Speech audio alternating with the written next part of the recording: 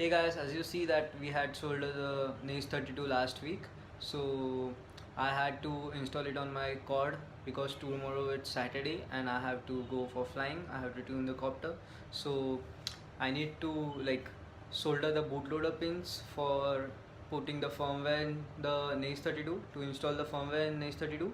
Well, I will just show you how it is like. You can see over here that NACE 32 has. Okay, so this is the NACE 32 and the bootloader pins here they are. These two are the bootloader pins exactly between the receiver and the motor pins, and we have to connect those two solder pads, and below it we don't have any option from doing it from below because this is a multi-layer PCB, and so we have to solder it, or you can use this type of tools to connect those points. I used this before to connect the points, but sometimes it works, sometimes it doesn't, so I directly solder the pads. Now you just have to connect your NACE to the GUI. uh, this is Windows 10 system, and I will be showing you how to install Betaflight for your getting the firmware for the NACE 32. So we'll just type in Betaflight, and it will just give you a GitHub link over here in the Google. So I will just pressing the button, and then I got a link to the Betaflight, and here now, as before some weeks Betaflight has been launched, their own configurator. Earlier we used CleanSight configurator to flash the Betaflight firmwares on the NACE boards, but now as there are many boards and Betaflight is getting much common with the racing cards, so will be they have launched their Betaflight configurator. I suppose it's still in the beta version, so this is the configurator link, and and firmware, they are still providing the firmwares on the GitHub, and we can download any of the firmware from here and we can still flash it with the CleanFlight, but as we have a better option for the CleanFlight configurator, so it's again a Chrome plugin, so you just have to install it and launch the app,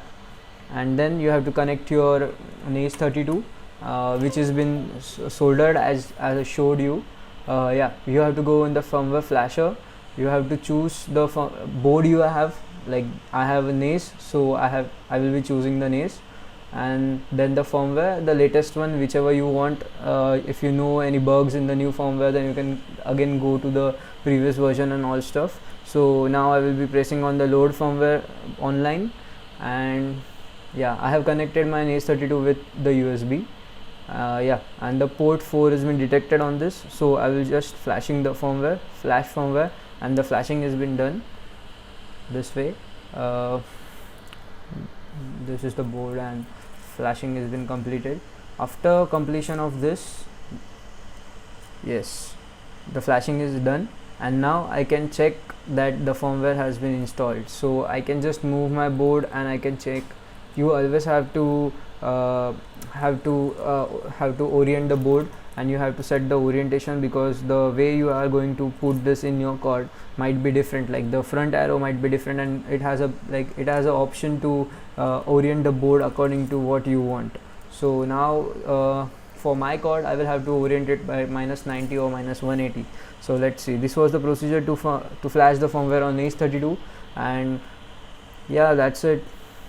So guys, we have flashed this NACE 32 with the Betaflight firmware and the Betaflight configurator.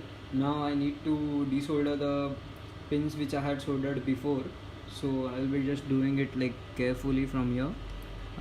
You just have to desolder the pins which you have soldered, so it's kind of tricky, so you can use the other method by you can just use the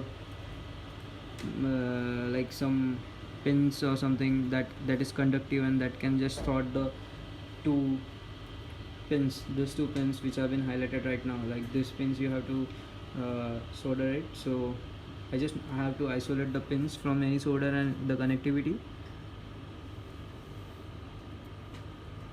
We can fly, we can even fly like keeping the pin solder, but I don't prefer the way, uh, because I don't know when I will be just flashing the board again. So this is how I solder the pins.